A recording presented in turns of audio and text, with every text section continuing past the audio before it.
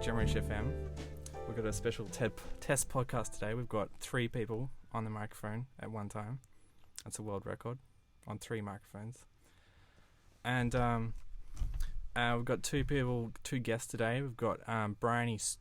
Now, I always have to ask this. Do you guys give out your name on the internet? Because obviously people can stalk you as soon as you do. Well, my name's already on the internet, so they could probably stalk me. Briony anyway. Stewart, Yes. local children's book author that's slowly taking over the world. How are you doing, Briony? I'm well, thank you, James. Nice to be in the studio with everything up and Is it running. cold? It is. Should I get a heater? I should invest in a heater. Yeah. I think eventually... It's not quite like the James Bond Ice Palace, but it's close. I can actually hat. I can turn all these lights on because this is leftover from Will a that set. make it warmer or just brighter? No, it just makes it more like James Bondish. Okay. Well, I am wearing a hat that I bought in Russia, so I So mean it's that nice and kind warm. of symbolises that it is I actually find these somewhat cold. headphones keep me quite warm. I've been wearing them around even when I don't have them plugged into stuff recently because it's so cold. I think that's why they make earmuffs, James. Yeah. Maybe we should get some Yeah, of they'd them. probably be warmer. Yeah. But you can't plug it Fuzzy. into an iPod. Like, I can just walk past my iPhone and go clunk, and then I'm suddenly connected to something. I feel like I'm part of the electronic world. You know what? I think you'd make a really good cyborg. Yeah, Are you going to slowly invest in I feel like machinery body I'm a parts? technology artist, and so technology being one thing, it's me, James, versus technology to take over the world. Because at any second, the computer could crash, the camera could stop going. Right. You never So know your what's gonna enemy and friend is technology. happen. Yeah, basically. Frenemies. Do you guys ever have that problem that technology just ruins your day? I guess I don't deal with it quite as much as you do. You know, if it really pisses me off, I can go outside. But this is where I sometimes write. wonder if about just general, other people that aren't actively seek out technology, but then sometimes, my phone, cell phone signals drop down. I can't even use my phone for the simplest thing, rather than worrying about 3G speeds or something like that. Yeah, well, you know that I was very much against the mobile phone kind of generation when it came about. I took a really long When did you time. get a mobile I phone? was several years into uni before I ended up getting a mobile phone. I Oh, really late bloomer. resisted. Yeah. I really resisted it, and I do find myself getting really annoyed when the battery dies now, and I need to make a call or whatever. It's just, I don't know. I used to think the phone box was like enough for the world, but yeah. But they're kind of gross. Yeah, so- when was the last time you used a phone box? Anyway, before I go through, I should introduce our second guest, Amy. Do you give out your name on the internet and get stalked? We'll just go with my first name for now. Just Amy, and Yeah. she is a writer who, but like a film/TV writer, Yes. as opposed to Briony, who's a children's book author.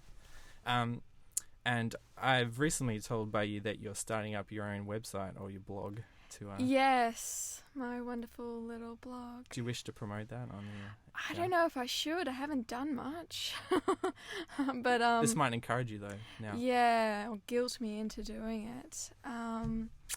Story Alchemy, one word, a blogspot, and basically I just, when I watch TV show, movie, anything I come across like that, or even a trailer, I just sort of pick it apart, and not in a New York Times highbrow kind of way, but more in a, does it work for me? How could I improve that? Does it feel like an entertaining, solid story? Is that why you wanted to get into films anyway? You like watching this and go, I could do this better. I think you've got to have an element of that. That's like egotism. But I just love stories. I apparently I used to read. I just did finger quotation marks because I'm really cool. I used to read stories to my brother when I was 2 and he was a baby. So either I was a child genius or I just loved repeating stories. So Wow.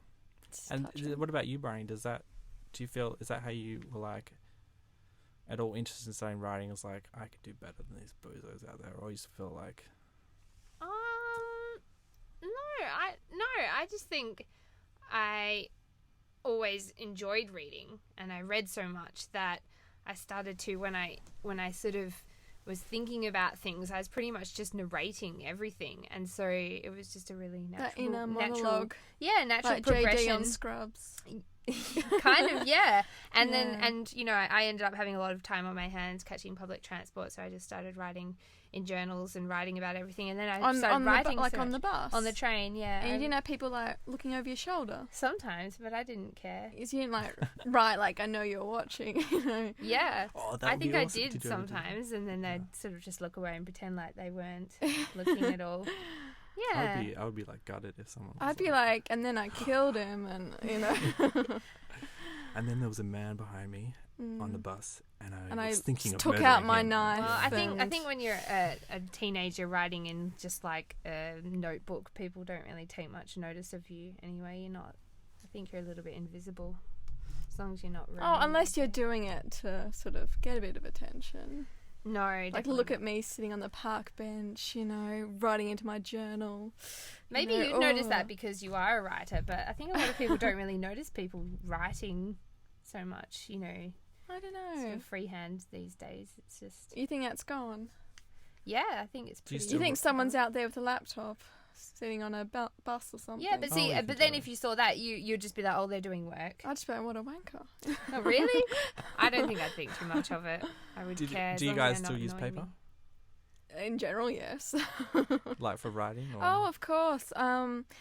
At my work, which I'm not going to say where it is, in case I get in trouble. I write notes to myself all the time on Post-its. Even now, my bag is just full of mostly Post-its of notes. I don't always look back at them, but I just need to write them down in case, you know, it goes away. I know some people say that if you write it down just to remind yourself, you know, it should just stay in your head anyway. You shouldn't have to write it down like an idea, not a whole story. And if it's that strong, it will just stay in your head. But I just don't want to let one go in case it, you know, is valuable. I used to work at a liquor store. We used to get heaps, like every Tuesday we took down the specials and we just threw out all this paper, and I used to like steal the paper and just like write notes on the back of special tickets and you know, put them in my pocket. Yeah. And I come home with all this pile of crap. I'm like, what was I thinking? Did you keep? I've got a whole I've got like a cardboard box full. And I used to just come home every night and just dump them in there. And then if I needed to ever go back, but like you said, usually remember it anyway by writing most it down. of the time. Even when I worked in school, I worked to like check out at Coles. I used to get the receipt roll and I used to like push the button so lots of paper would come out and I'd write on that. But when you actually go back and you read something that you've read by hand, it kind of brings back the moment a little bit more vividly. Like there's some kind of slight sort of intimacy in the fact that you've written it by hand, or the words that you've chosen to describe it that you might not have kept in the memory. You've got the essential memory, but then it might just jog some slight essences of the thing that it was that kind of make it seem a bit more real if you're actually trying to use it for something. Yeah. Recently I've tried to only write down technical stuff because Like what? you know, this should be set in the year 2012. Do you know what I mean? I don't like, because if I write down like an Armageddon thing? oh yeah, well I'm just that's what I've got in my head, Okay. but because that, you know, movie is controversial and in my head. But I won't talk about that for a moment. But like I like if I seem to like go back to notes before I started doing that, I'll write down, you know, emotions like this person, you know, I've got a scene in my head that I'm thinking about, and this person, you know, is thinking this at this time. And then when I go back and read it, I seem to I start thinking more about what's written on the paper rather than actually the thought that happens. So it's like if I did not write it down correctly at the time, then then it's useless because it pops out my old original memory, and I start filling it up with just this crap on paper that it was just a note. So if you on a miss ticket. key things from your head. Yeah. So that's why sometimes I don't Transcribing correctly. don't like reading them back unless it's a technical thing, because it kind of, I don't know, it just corrupts your original idea, it seems to, because you start thinking more about the note than the actual idea. Oh, okay. I don't I don't know if that makes sense at all. I guess, but It's different for everyone. I think everyone's Yeah. process is different. So, Yeah, I'll just write notes to myself like, oh, less sentimental, or amp up this part. Because I think of it, like I go over it. I know that's probably not the most healthy way to go about it. Some people write linear style. I just kind of, it's like a painting to me. I do bits at a time and sections, and I'll realize, oh no, I've got to change this section to fit this section. I'm constantly going back and forth. So do you think that's the nature of writing a lot more dialogue because you do that writing sort of script type things? Would you? I don't know. Possibly. I try not to write too much dialogue because it gets easy. It's fun to write dialogue, but then sometimes the dialogue goes nowhere, and it's just you having fun. But it doesn't actually help the story. With like writing, books instead of like text, how do you make the decision whether you say in a book, like, the books I read, a lot of the text is not actually dialogue. It's like, oh, this person said that, and that's the text. It's not actually dialogue. And it's he said. Yeah, he said. Well, I think I try to eliminate as many he said, she said as you can, and you kind of, but you have to in some way be able to point out who's talking, because that's all you have in a book. You've only got what's written there to know what's happening, and sometimes people can get confused, and sometimes if it's as easy as saying he said, just to clear up that matter, it's worth putting it in there because you don't want people getting confused about who's talking. But if you can I always try to go over and try to maybe make it one in one sort of set of dialogue. She looked away, and then she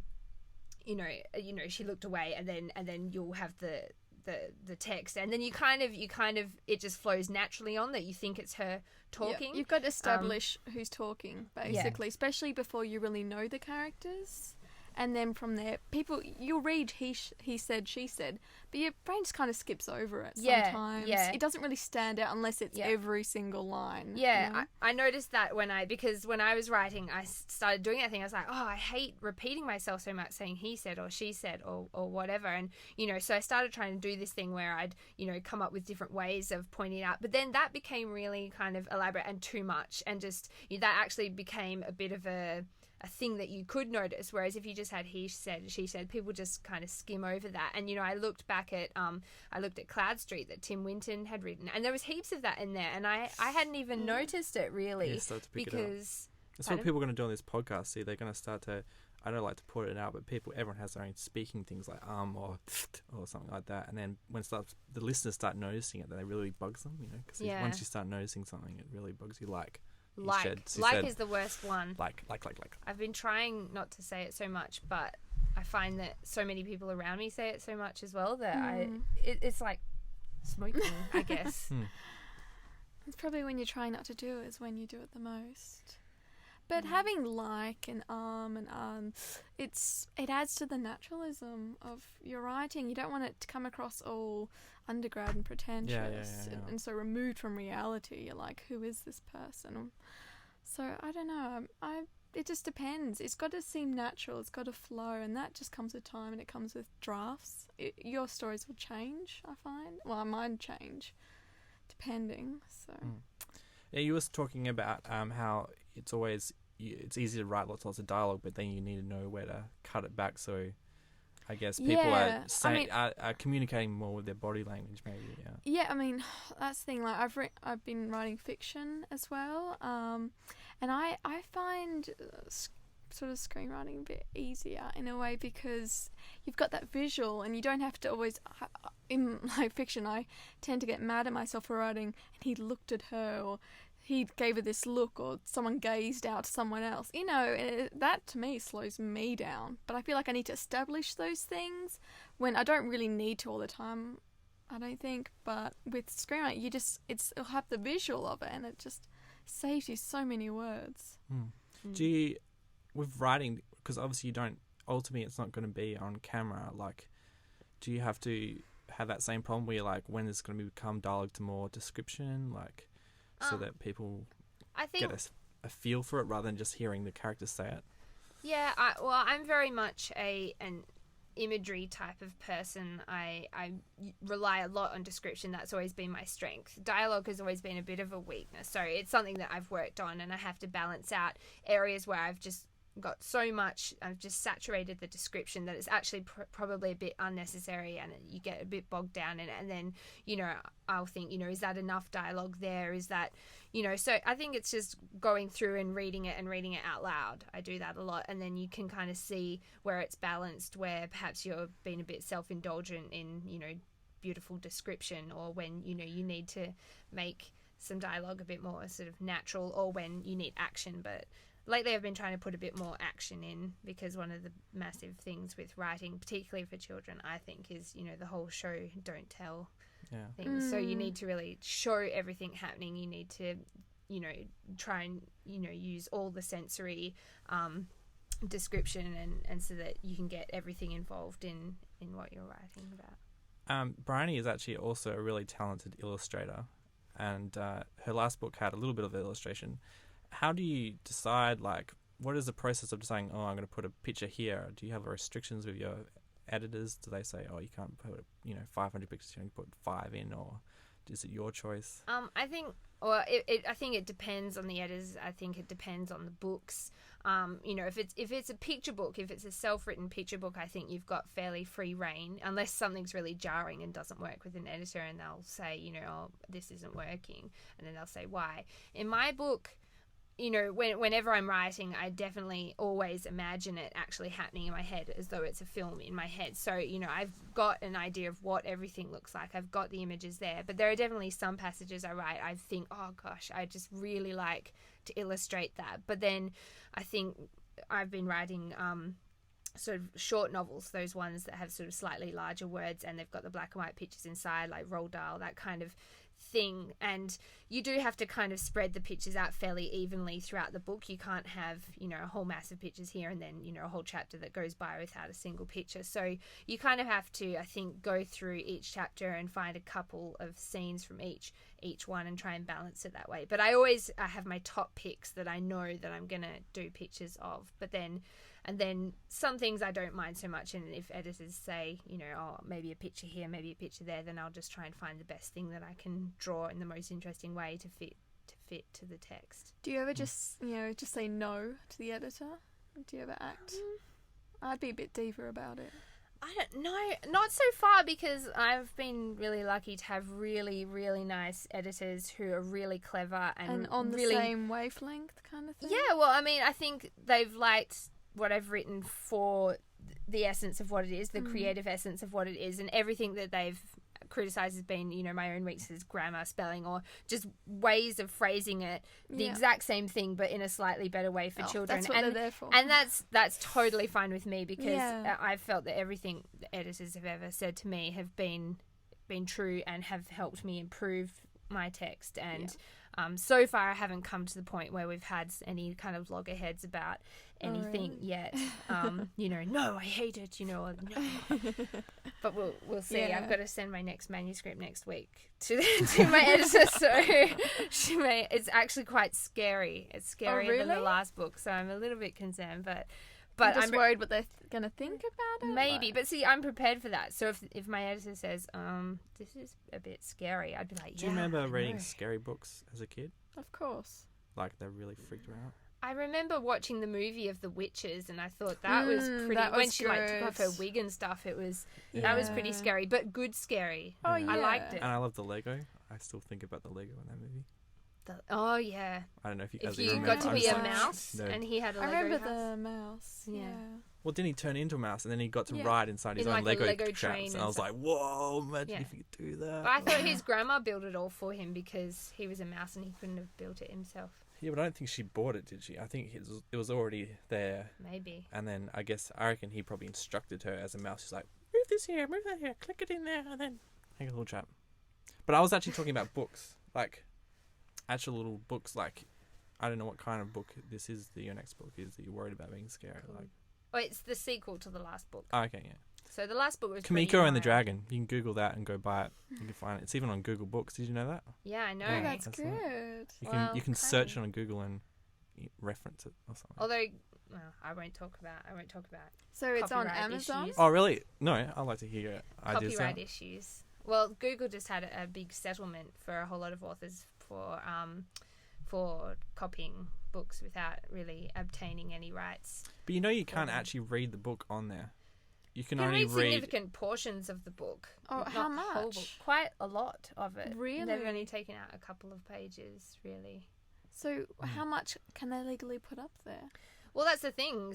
In some cases, they've only put small amounts. In some cases, large amounts. But technically, I get a portion of the settlement, although I think it's only something like $63 or something out of the millions of dollars it is. Yeah, I thought it was illegal to electronically reproduce the book. It's become. I think the idea is it's just an index, so you can search it and go, I'm looking for this quote from this book, and it'll search all these books in Google's database, and then it will link to that book, and then you can read those pages where the quote is. But obviously, some people but are getting how around. much of the book can you read when you find that I think quote? I think that's the issue, and I think that's the debate with Should be like a electronic stuff at the moment. paragraph. I mean, there's huge reasons why it's awesome that Google's making this massive sort of library, worldwide library of books that you can at least sort of find out where to buy them. But then there's also the other issues of who's it serving and Money. and who. Well, if Well, Google, yeah. well, but then is it directing them to sales where they can buy it for the cheapest price that the author actually has lost a lot of their royalties on it because of clauses in their contracts that have sort of discounted the books, and they're being sold at 50% and then they only get 50% of a 10% royalty and things like that. I mean, the royalty issues and for writers, it's quite a grey area, and it's something that I think I personally find incredibly confusing, and I find all copyright issues and all the legal issues very confusing. So you As only in- get 10%. That's the standard royalty So for 90% for publishers. Well, it's not just for the And the publishers. sellers It's probably get. for marketing. Ooh, it's for they're the doing pretty printers. well. It's for the But isn't it all like cheaper now? Well, I don't know, but that's the standard. Would you get more if it's electronic copy? If it's on like a Kindle, whatever those things Well, are? actually, I wanted to ask you about this because the biggest. I know I should be asking Amy some questions about TV, but in America, the Kindle situation's caused a stir. I don't know if you've heard about this because Not really. what it can do is use text-to-speech technology to read out the book to, say, the blind, because they can't read it and Right. it's not obviously not in Braille. Okay, now the Writers Guild over there sued Amazon because they say you should pay extra for that book because it's an audio book now, so you should pay the royalty for the original text and the book to get it.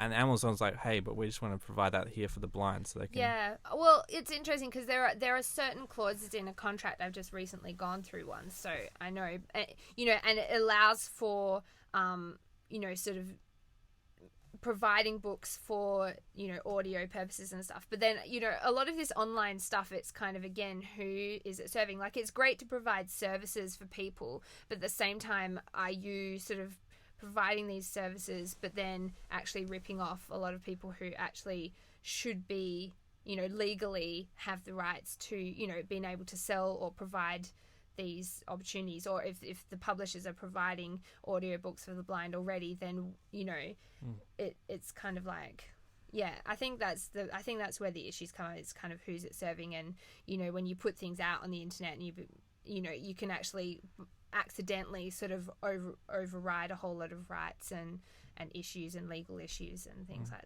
that are so complicated. So is it kind of irk you, or you like don't care that these books get spoken out? I don't know. I try to be aware of things that are going on, but essentially to me, it's hard to get beyond your own immediate sort of circumstances, and I'm trying to become more aware. But it's very hard, I think, being any kind of artist, as you guys would know. You're your own manager, your own. You're reading your own contracts. You're trying to understand your own accounting and Can you I talk have- to other everything. writers though? Surely. Yeah, you can, and that's why I've become involved with the Society of Children's Book Authors and Illustrators in WA. It's good when you can actually start to get to know other people doing similar things to you. But even still, I think it's going to take me a good long time to actually feel like I understand a lot of those issues. Amy, when you were at FTR, I don't know Yes. about going back many years, but we had like some day where we had like an arts law person come in and just do a very brief Oh, I think thing I about slept that day. No, Yeah, I'm yeah. kidding. I'm kidding.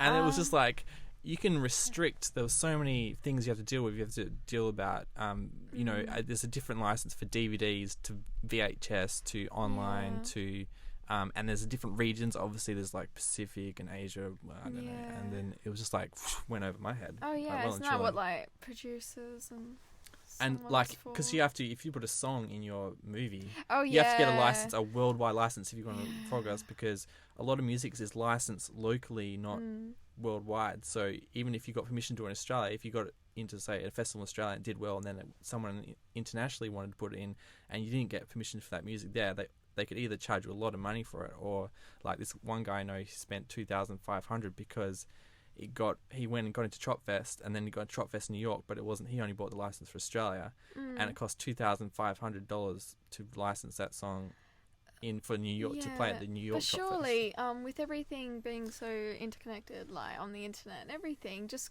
you should be more global about it, you know? It doesn't really, it won't stop locally as much, since you can just put something on YouTube or whatever. Yeah, I think some of the issues people have with globalization of things like that is the way that it can eventually affect the sort of having local content of something. Like, I know one of the big publishing issues with books at the moment is that, you know, people are worried there's all these territorial issues about sort of opening up the market, and people worry that, you know, if we do that, then, you know, the market gets flooded with all these copies of books, say, from the US, and you can have cheaper versions of books coming in from the US of the same books. Now, cheaper books is great, but if some books have been appropriated for the United States, like the first Harry Potter book, it became the Magician's Stone or something like that instead of the Philosopher's Stone.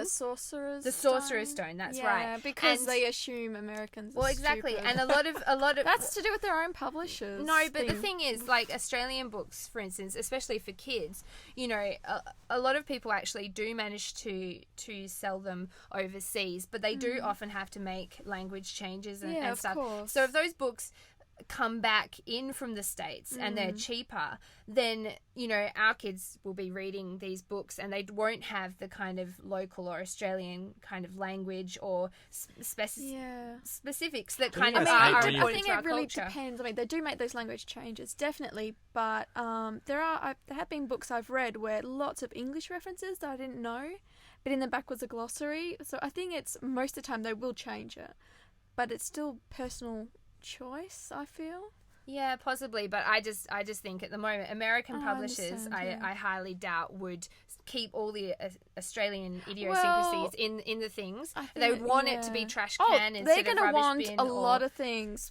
People will want to change a lot of things, but I guess it depends on your contract and everything as to how much you are comfortable with changing. Well, yeah, it would be, but I mean, obviously, you're happy to make those changes if your book's getting sold to children in the States, but you don't want that same book from the States to come back into Australia. I understand what you're saying. You know, because you'd rather keep the version you wrote for Australian children. Yeah, I mean, I definitely understand what you're saying. Would you rather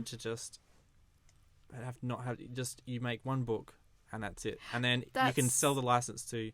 Yeah, unfortunately, there's a thing called publishers that want. It's all the middlemen they want the who book want to keep sell, this world and separate. they think they see there's all these words and people don't know them, or just cultural references. They just want to change it a little, and just so it will sell and people understand it. That's all. But I think it personally lies with the author how much they want to change, and some people are fine with it completely, and other people might not want to make all the changes, but it's a personal thing. Yeah, but I mean, there are changes, like, you know, I know that, you know, a thong in the UK is not, you know, something you put on your foot, and you know, you'd have to change that. So there's changes that you'd definitely be prepared to make for another country, but that you wouldn't want to come back into your own country. Yeah. Does it bug you? I know it bugs me a little. Oh, sorry, I'm just jumping in. I was having a little interlude here about, you know, on your spell checker, I can't. It yes, always realise, like, they put a Z instead of an S, or colour. And colour. It really bugs me because sort you can't like, change it on my computer. Yeah, it's all this. Well, you just have to put it in when it comes up in spell check. You just say add, and it adds to the dictionary. Okay. Yeah, and I've just systematically gone through and done that. Although sometimes I think my spelling's so bad. I'm kind of worried that I've clicked. Oh, you've added a wrong one. Yeah, Yeah, I've done that on spelling. I've done that on my iPhone, and so it comes up every time. And if the only option is to reset all, and then you lose all your editions because you can't just individually, at least on the iPhone anyway. But anyway, you were saying about, idiosyncrasies between the language. For me, it's kind of like, while, say, for example, the US is it's a huge market, but you know what? I think, who was the comedian that was like, we'll just fuck them. I know what a sidewalk is. I don't live in America. You can learn those things. Part of writing as an Australian is to have Australian references, even if you're not always conscious of it. And I just think it's interesting to read things from different cultures. And if you don't know what something is, you look it up. Yeah, There's Google. There's instant access to information, even if it's not always correct. There's ways around it. It's true, and it's something that. But I mean, can you change American publishers? Can you change? Oh, exactly. Country? It really depends. At the end of the it depends how much you want your book to sell. Yeah, but at the end of the day, people I guess get away you with it. As an artist, you do want your book to sell. And to me, actually, if I had to make a few word changes for another country, that's totally fine because. I'm only getting 10%, and so I want that to stretch as far and as wide across this globe as possible. Just take me for all you can. Well, not totally, not change the or something, but those few words or whatever, you can. Well, I can let it slide. Amy and I were originally coming on to talk about TV shows, and sorry, I'm supposedly having. The nature of this is just to let it flow. So, but we all write. But I just wanted to segue. I don't make films. I know. Well, you can talk about this as well because I know personally that you've. Been taken interest in this as well, Briony, but like certain shows coming from Britain to the USA, such as The Office. I don't know. I know Briony has been borrowing some of my Office episodes. Yeah. The American Office. I am and you've obviously seen the original because I think you've got the DVD set of the original. The original. Yeah. So what do you guys think about that kind of stuff coming where they completely change it going from Britain to the US? Completely change it? I'm in favour of them completely changing it. Yeah, what I'm not in favour of is like a complete copy. Which is the American Office first season. It's the first episode was pretty much a copy of the script from the UK, and you've really got to make the changes so it feels like an American Office. I reckon, and that's the worst episode of the deal though in selling it, that they would do the first season the same as. I doubt it. I really doubt it. I think it was it could have been. I don't know. I wasn't there in the boardroom while these decisions are being made. But you look at the talent that were on the writing staff, and that they chose. I don't know why they would choose to go with that. Maybe it was. Maybe they had to do it. But I couldn't imagine Ricky Gervais and Stephen Merchant thinking, just use this script. Yeah. I know. Well, I think they just want the money. Maybe they just thought, whatever, not thinking it'd be that great. But they've already made their great show. But it didn't just franchise in the US, but there was one in like France. And I think there's one in Argentina or Chile. Or one of the South there's American quite a few different versions, and it'd be interesting if they all used the same script for the first one. Well, I'd understand kind of if it was a non-English speaking version of the same thing. But the American one was that first season was terrible. I am a fan of the American Office, but only after they've come into their own. Yeah, I tell everyone, don't watch the first season. Just go straight to the second, and you'll be fine. Because it's established by then. It's its own entity. Well, the actors have had time to take on their own characters, and the writers have made the characters uniquely their own. So it feels like some other office somewhere else with different people in it. But it should start from the writing and then directing, and that establishes what the actors are going to basically portray. So you really need to work out what you want, what the tone, and you've got to be able to picture in America like what kind of office this would be, rather than just Do you think if you hadn't seen the original Office, do you think the first season of the Office US would have been okay? I really don't know. It seemed wooden. It just seemed a bit stiff to me. Yeah, it did seem stiff, but I can't really separate myself from not it's hard. seeing I sit there going, could I separate myself? But then there's something like Kath and Kim, the American Kath and Kim, which I don't think works. I've seen a couple of episodes, and it doesn't work. They've sort of taken the bright colours and kooky characters without really grounding them. The thing is, the Australian one's a satire. Mm. It's a satire, like, especially of Melbourne. I'm from Melbourne originally, so okay, driving so past, all the references to the IKEA and the shopping centre they go to used to be my old shopping centre. So those really? just little things like that. And you're like, I know people like that. And even when you're like that yourself. Mm-hmm.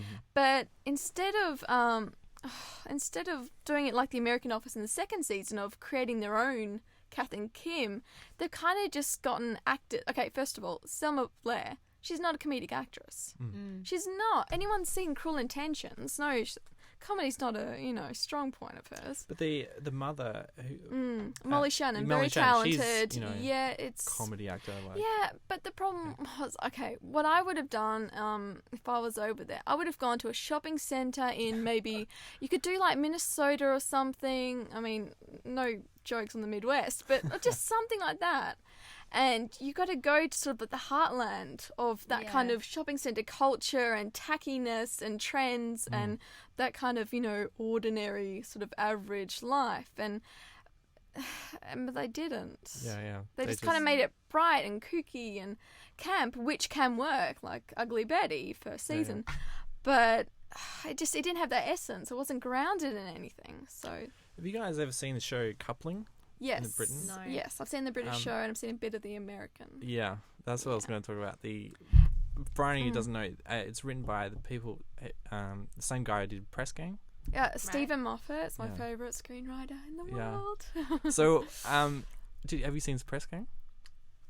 Ages ago, when I was actually really little. You should. I've got the DVDs. You should borrow them. Yeah, it's really you should watch good. them. It holds it's a little bit dated, but I reckon the writing holds up. Yeah, that's the thing, because his writing was amazing. really good, and even like the British show is a bit like, some of the acting's I find a bit off-putting. Oh, for the Coupling? The British version, yeah. Oh, really? Yeah. You're gonna name names here?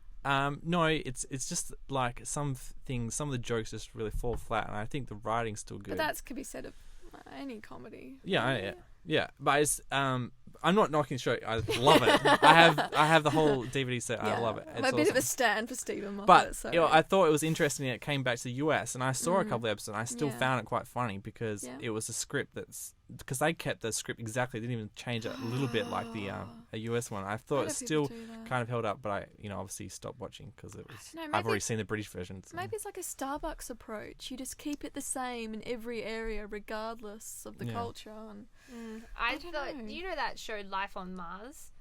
That's one that they've done an American and you've seen the version British of. one? I saw the British one, and I didn't mind the British one. I thought it was okay, but I think it's also because Britain in the 70s they just made it look a lot more fun and appealing. Like, they've gone to New York in the 70s, and they kind of seem to be, they're not sure if they're trying to make it a gritty crime show or they're trying to make it kind of quirky. I don't know. I think the UK version sort of got the right mix, but I think the tone better, you think?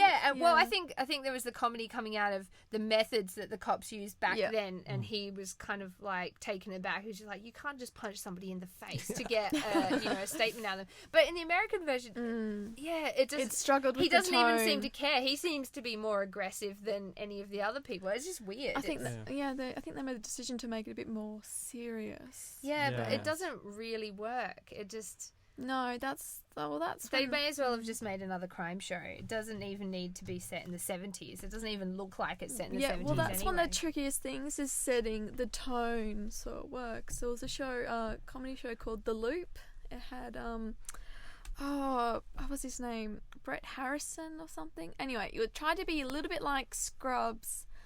A little bit like Arrested Development, and kind of zany and wacky, but it was just filmed on, I think it was digital or something. But so the way they shot it and the writing didn't sit well together. It didn't really mesh, and so you got this weird sort of comedy, but it didn't look quite like a comedy, or maybe we're not used to seeing things filmed like that. It's just, it didn't work, and I just think tone, you've really got to get that right from the start, or it's never going to get off the ground. You got to just give it everything conviction, like it's got to be solid. It's like especially find the kind of comedies that you see on Channel 7 and 9. I find like They just American don't take comedies? it the Australian comedies like made What are in the Australian Australia. comedies around at the moment though? I don't know. There's one show which is I think is actually is already being remade in the US. It was called Sit Down, Shut Up. Yeah, I heard about it. I'd never heard of the Australian version, but I've heard of the American. Have you seen the American version? Apparently, it's it's an a animation cartoon. Yeah, and it's remake got, of an Australian yeah, sitcom it's, comedy show, which Mitch had Hurwitz, who created the Yeah, showrunner and for so- Arrested Development. yeah. So he's like creator of one of the greatest shows in the world. He's suddenly done of a show which I thought was the Australian show was actually really bad. Like I don't know about you guys. But sometimes people just like the concept. Yeah, maybe. It doesn't have to be a great show, but they just like the concept. I would have just done the sneaky way of just changing it a little and you know, not having to pay the rights. But if it bears little resemblance to what it's copying, it why do they keep the name? I don't understand. Maybe it's the name they liked. Sit down, They just shut wanted up. a show called Sit Down, Shut Up. Yeah. I have to find a copy of that somehow. And Aren't see there what people they've out there done. that kind of do that? They just try and like create websites and stuff like that with cool names and .coms and stuff, Yeah. so that people have to go and buy them off them when they actually want to use Yeah, them. exactly. I Yeah. hate people like that. What are they called? Somebody who's Squatters, cyber squatters. Yeah, there's some BrionyStewart.com Oh, that really? that is like really? a Buffy fan site or something, and it really annoys me. Well, that's it. Buffy's over. It's always a Oh, shock. it lives You always hear forever. stories about people who find out that their name's been taken by porn stars. So when they're a legitimate, like a politician, like in finds How I out. Met Your Mother. That was a storyline. Oh, really? Yeah, he found out there was a porn star with Ted Mosby. Oh, really? Yeah. Oh, and Um, can I just say, going back to the coupling conversation, Yeah. I think How I Met Your Mother is the American sort of equivalent Yeah. of the British coupling. Yeah, because definitely. They both That has the sort of same- analyse society and social Yeah. and dating and relationship situations. Like How I Met Your Mother, they brought in the lemon law, Yeah. where you give them a card saying, if the date's not working in the first 5 minutes, you can lemon law them and just be able to leave straight away and not make it awkward and sit through a whole dinner or anything. Yeah. Just little things like that, and sort of theories on life. Definitely. like I the find crazy that- What is hot the lemon scale. law? How Oh, could that okay. work and somebody not So you be have the- offended? Yeah. But How could that really actually work? well, No, the but if theory it's is in a the first standard- 5 minutes you Yeah. barely invested anything. Yeah. It's like speed dating almost in a way. Right. And- but then and- somebody would just be like, loser, you didn't even give me a chance. Yeah, Loser. but would you, knowing that they felt like that, would you want to go through like a couple of hours and prolong the agony? I don't know. Yeah, so it's better to do it quick. Yeah, like it's ripping pulling off the a Band-Aid. Band-Aid. Yeah. Well, come on, the only thing you could find out in 5 minutes is somebody was ugly. And then you Oh, Maybe no, that's no, it. that's really apparently offensive. established in the first couple of seconds. Yeah, so they could do that. So Okay. what is there a limit? You can't do it before? Oh, this Few is just an seconds? example I use. It was like a 5 minute thing. Okay. Yeah. Within 5 minutes. I definitely see that. How I Met Your Mother should have been what the American coupling, if they want to be Yeah. successful, should have been. 'Cause Yeah. it has the same qualities of Yeah, different just aspects of theories on, modern life and everything. Anyway, so I think we'll just wrap this up here because it's just been an interesting podcast. We didn't get any Skype in people, which we were meant to do, but anyway, I'll wrap this up. Where can we find you on the internet, Briony? On a Buffy fan site. Yes, Yeah, don't go to on the- BrionyStewart.com the because you're Buffy gonna. fan site. No, You I want- have a blog. You can either Google Briony Stewart, and I'm pretty sure BrionyStewart. I'm pretty common. .blogspot.com comes up. Yep. And you can see your illustrations and various things there. Yep. And Amy, you? Okay. I hate the word blog. For the thing that I write that's on the internet is Story Alchemy at Blogspot. So it's there. No worries. Well, thank you guys coming on and helping me out test 3 microphones. Hopefully one day we'll have a more organised show with actually something specific to talk about. But thanks. Catch you later on Jimmy's FM. Okay. Thank you. Bye. You can find the Jimmerish FM website at fm.jimmerish.com.